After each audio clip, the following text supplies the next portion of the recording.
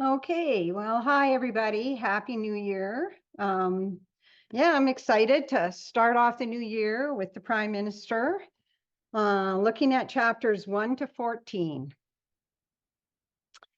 In his talk on the two heroines, Chris Skilton referred to Trollopian parallels and pairs.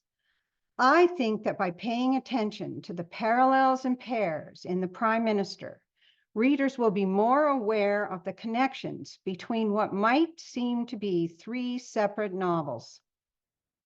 The private lives of the Whartons, the very public lives of the Pallisers, and the complex political workings of Parliament. The first two chapters give us our first pair of characters, two tall, very handsome young men. One very dark and thin, Ferdinand Lopez, the other fair and broad-shouldered, Everett Wharton. The reader is immediately aware that neither of these two young men is likely to be our hero. Mr. Lopez, 33 years old, has the appearance of a gentleman. He is impeccably turned out, and the horse he rides in the park was not a prancing, restless, giggling, sideway-going, useless Garan, but an animal well-made, well-bitted, with perfect paces. End of quote. And this helps build his reputation as a gentleman, but no one knows his background or even his foreground. In his very first scene on the stage of this novel, we find him pressuring his reluctant associate, Mr. Sextus Parker, into putting his signature on a bill for £750. Always a bad sign. Mr. Everett Wharton, at 28, and a much indulged only son, is the younger and weaker of the pair. Quote, Everett Wharton was a good-looking, manly fellow, 6 feet high, with broad shoulders, with light hair, wearing a large, silky, bushy beard, which made him look older than his years, who neither by his speech nor by his appearance would ever be taken for a fool, but who showed by the very actions of his body, as well as by the play of his face, that he lacked firmness of purpose.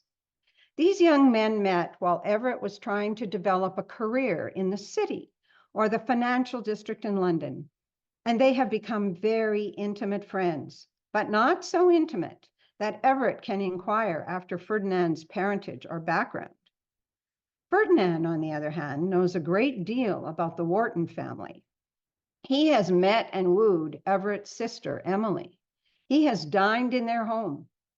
Through charm and tempting gifts, he has enlisted the support of the siblings' maternal aunt, Mrs. Roby. Quote, Mrs. Roby was pleased with little intrigues, was addicted to the amusement of fostering love affairs, was fond of being thought to be useful in such matters, and was not averse to having presents given to her. End of quote. Unbeknownst to Emily's father, she has been fostering Mr. Lopez's love affair by arranging meetings for him with Emily. As Emily's own mother had died 2 years before our story begins, her Aunt Harriet Roby was the obvious person to be a companion and a chaperone for Emily. But perhaps she was not a good choice, as we are told she is vulgar. Mr. Abel Wharton, father to Everett and Emily, is in many ways larger than life. Quote, he was a spare, thin, strongly made man, with spare light brown hair, hardly yet grizzled, with small gray whiskers, clear eyes, bushy eyebrows, with a long, ugly nose on which young barristers had been heard to declare that you might hang a small kettle, and with considerable vehemence of talk when he was opposed in argument. End of quote. He is well over 70, an old father of a young daughter. He has lost his wife and 4 of his children, and is deeply attached to the 2 remaining, although he spends very little quality time with them, choosing instead to essentially live at his chambers in the law courts. His prejudices run deep. He is a, quote, thorough and perhaps bigoted member of the Church of England, end of quote. And he reads novels. Acting on Everett's advice, Mr. Lopez beards the lion in his den, essentially demanding permission from Emily's father to propose to Emily.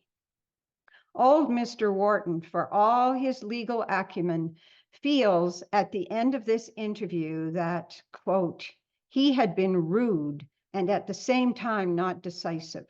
He had not explained to the man, as he would have wished to have done, that it was monstrous and out of the question that a daughter of the Whartons, one of the oldest families in England, should be given to a friendless Portuguese, a probable Jew, about whom nobody knew anything, end of quote. It is obvious that Mr. Abel Wharton is racist and anti-Semitic. But few of the other characters feel this way about Mr. Lopez. Most admire, defend, even love him. As we readers cringe at the prejudices of old Mr. Wharton, I think it is important to remember that the thoughts and statements made by fictional characters are not necessarily the opinions of the author or even the narrator. In chapter 6, the story jumps from the private sphere of the Wharton family to the much more public sphere of our old friends, Plantagenet Palliser and his wife, Glencora, now the Duke and Duchess of Omnium. It is no accident that Plantagenet Palliser is brought into the narrative immediately following the soul searching of Abel Wharton, as this sets up another Trolopian pair. Both men are exceedingly dedicated to their careers. Both are full of integrity. Both are inflexible and awkward in their interpersonal dealings. Both fear that they are too soft-hearted to deal with their present challenges. Abel Wharton struggling to stop his daughter from marrying the wrong man, and Plantagenet Palliser struggling to control Parliament as Prime Minister. Mr. Palliser has been asked by the powers that be to head up a coalition government. Since neither the Conservatives nor the Liberals have access to a majority, they are going to try a cooperative instead of an adversarial approach to a functioning parliament. Once the young Duke of Omnium has been to visit the Queen, he works with another old friend, the old Duke of St. Bungay, to choose the right men for a multitude of political positions. They have no chance of making all the contenders happy, but they hope to keep just enough men happy to keep the coalition going. And they succeed, so that for the, quote, for the moment, for the month even, perhaps for the session, there was to be peace with full latitude for the performance of routine duties. There was, so to say, no opposition, end of quote. In the fallout from all the political maneuvering, another old friend, Phineas Finn, gets appointed Secretary for Ireland. Quote, Phineas Finn was bent on unriddling the Irish Sphinx. What was it that the Irish really did want? What that they wanted and had not got, and which might be with propriety conceded to them? End of quote. Oh, Phineas. He feels honored and hopeful and will be absent from the scene much of the time. Where is Glencora in all this? Quote, but she felt in regard to him, her husband, somewhat as Lady Macbeth towards her lord. What thou wouldst highly, that wouldst thou holily. End of quote. Wow. Lady Macbeth. And this comparison is used explicitly by Lady Glencora twice more in the novel. The paragraph that follows this first reference is very similar to the passage from Act 1 of the Scottish play, Lady Macbeth. Glamis thou art and Cawdor, and shall be what thou art promised. Yet I do fear thy nature. It is too full of the milk of human kindness to catch the nearest way. Thou wouldst be great, art not without ambition, but without the illness that should attend it. What thou wouldst highly, that wouldst thou holily, wouldst not play false, and yet wouldst wrongly win. From Act 1, Scene 5. I found this comment on a Cambridge University Faculty of English page. What thou wouldst highly, that wouldst thou holily. Holily has a mealy-mouthed onomatopoeic quality, highly, holily, making Macbeth sound dainty, fastidious. You want that status and power and reward, but you don't want to get your hands dirty. You want it to fall into your lap as if by divine intervention. That's the end of that quote from Cambridge there. So Glencora decides that she will do the dirty work that Plantagenet is not capable of. She will form a shadow cabinet and calls her old friend Marie Finn, formerly Madame Goesler, to her side the way our Duke calls his old friend, the Duke of St. Bungay, to his side. She will throw such lavish parties that she might, quote, make Buckingham Palace second rate. And she did do that part of it with marvelous energy all through the month of May, so that by the end of the month, within 6 weeks of the time at which she first heard of the coalition ministry, all the world had begun to talk of the Prime Minister's dinners and of the receptions given by the Prime Minister's wife. End of quote. That is the last sentence in Chapter 8, and Chapter 9 has the title Mrs. Dick's Dinner Party Number 1, setting up an explicit parallel between Glencora and Mrs. Harriet Roby, or Mrs. Dick. Yet another pair of characters. The narrator has called Mrs. Roby vulgar, and the actions that Glencora takes are only less vulgar because she has the money and the social status to make them glorious. Both women are using their dinner parties to further their own ends and spheres of influence. Mrs. Dick's dinner party has two objectives.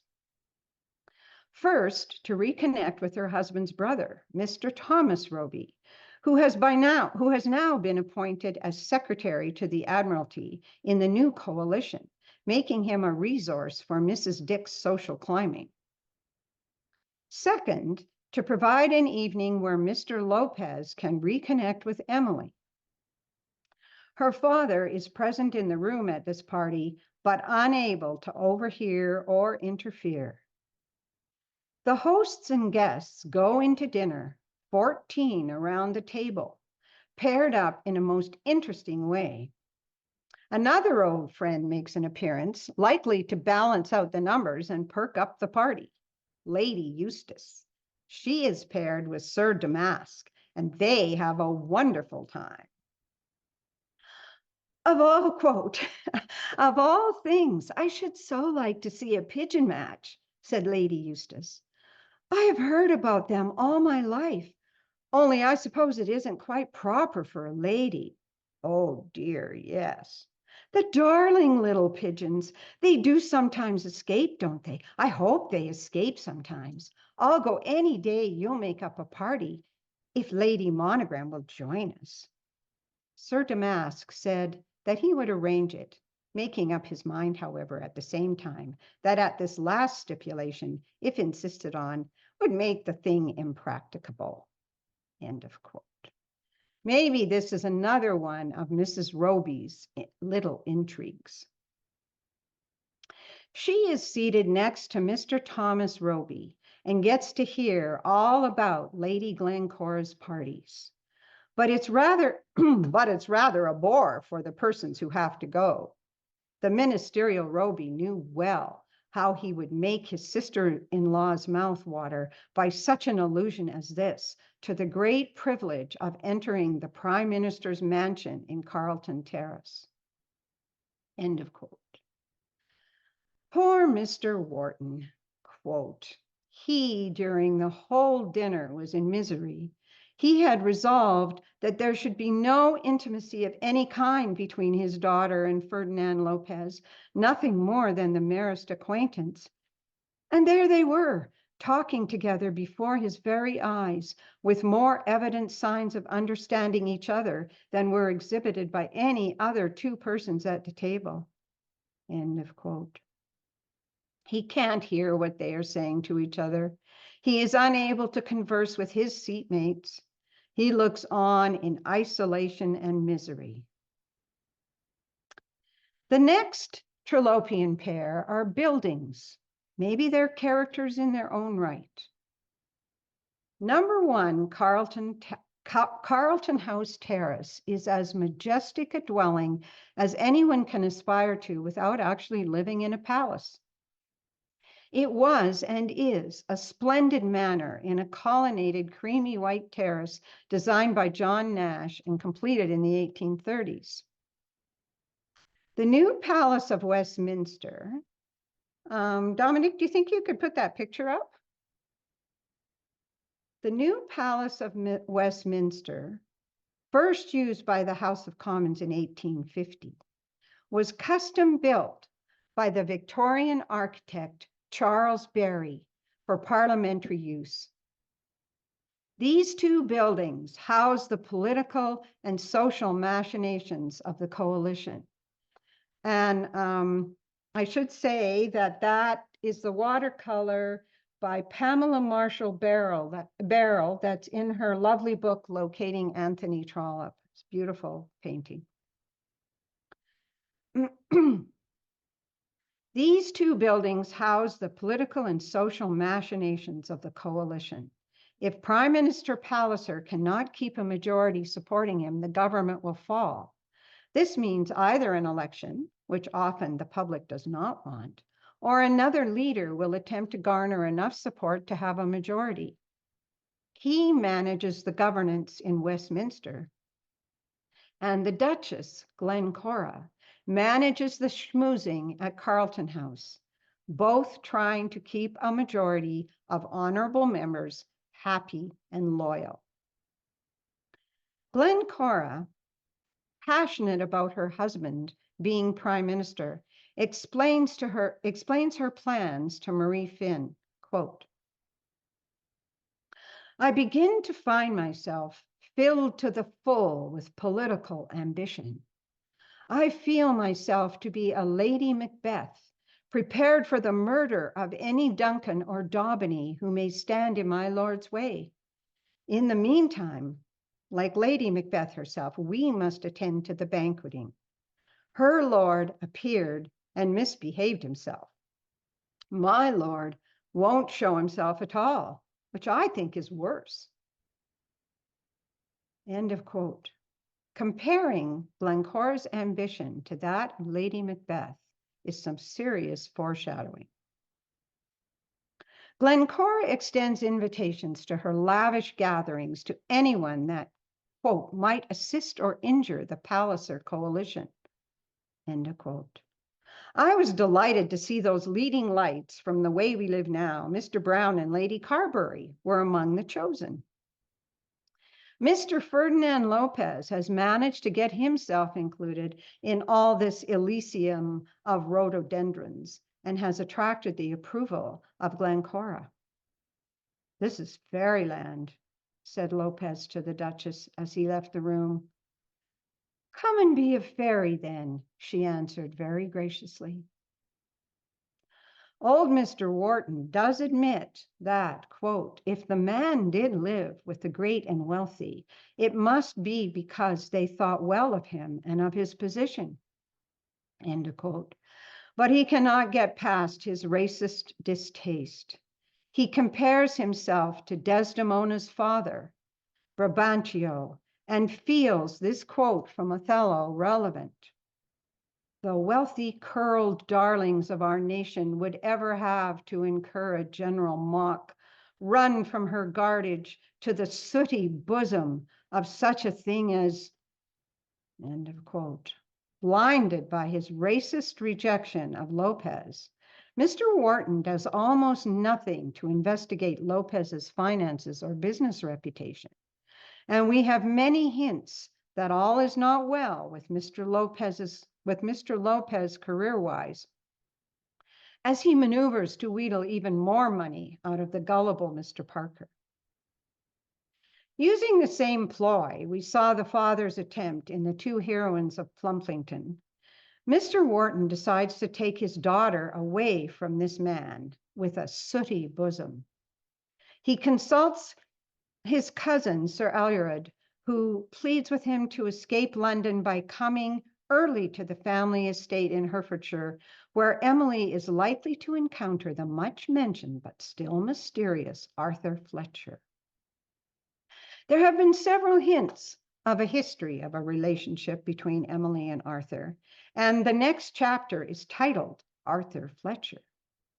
The distraught father thinks, quote, with such an English gentleman as Arthur Fletcher on one side, and with this Portuguese Jew on the other, it was to him Hyperion to a satyr. A darkness had fallen over his girl's eyes, and for a time her power of judgment has left her. End of quote.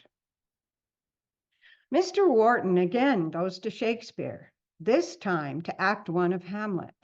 Hyperion equals Hamlet's father, equals Arthur Fletcher, equals the sun god. Satyr equals Hamlet's uncle, equals Ferdinand Lopez, equals Goatman, implying degrading sexuality. Bit harsh. Mr. Lopez quickly learns from his acolyte, Aunt Harriet Roby, about Mr. Wharton's plan to get Emily out of town, and following Aunt Harriet's advice, pays another visit to Emily's father at his chambers. Mr. Wharton struggles with all his lawyer's skills to defend his position against Lopez's irrational statements. Lopez claims he behaved as a gentleman because he asked the father's permission. Mr. Wharton says, what's the use of that if you go to her immediately afterwards in manifest opposition to my wishes? You found yourself bound, as would any gentleman, to ask a father's leave. And when it was refused, you went on just as though it had been granted. Don't you call that a mockery? End of quote. Completely ignoring this argument, Lopez continues to assert that Emily loves him, that they love each other, that he is her social equal. He says, quote, in regard to money and social rank, I am able to place your daughter as my wife in a position as good as she now holds as Miss Wharton. I care nothing about money, Mr. Lopez, and our ideas of social rank are perhaps different. End of quote. Professor Dinah Birch pointed out in her talk on Miss Mackenzie that rank means something very different from class. Stephen Wallach, in his essay, Class versus Rank, says, quote, 18th century concepts of status based on the language of rank associated a person's social position with a calculus of property, privilege, dress, education, honor, obligation, residence, occupation, friendship, beauty, strength, and wisdom. Wow. End of quote. By the middle of the 19th century, the term class, associated specifically with the production of wealth, was being used as a criteria for status. But old Mr. Wharton, and probably Mr. Trollope, find the nuances associated with rank much more useful. The only variables from this list that Mr. Lopez has presented for a claim of rank is beauty and dress, perhaps education, but that was in Germany. Prevented from seeing or writing to Emily before she is taken away from London, Lopez goes back to Aunt Harriet, insisting that she take his messages to Emily. That her father refused to listen, although Lopez offered no personal information at all. Quote, and tell her that I think she owes it to me to say one word to me before she goes into the country. End of quote. Does Emily owe it to Lopez to communicate with him against her father's will? A few more questions to think about. How are you impacted by the anti-Semitic language? What are your thoughts about Glencora as Lady Macbeth? And what, if anything, is implied by all the quotes from Shakespeare's tragedies? The pairs and parallels I have identified are Mr. Lopez and Everett Wharton, old Mr. Wharton and Plantagenet Palliser, Mrs. Roby and Lady Glencora, the Palace of Westminster and Carlton Terrace. What are your thoughts on this? Are there any other pairs and parallels? Thank you.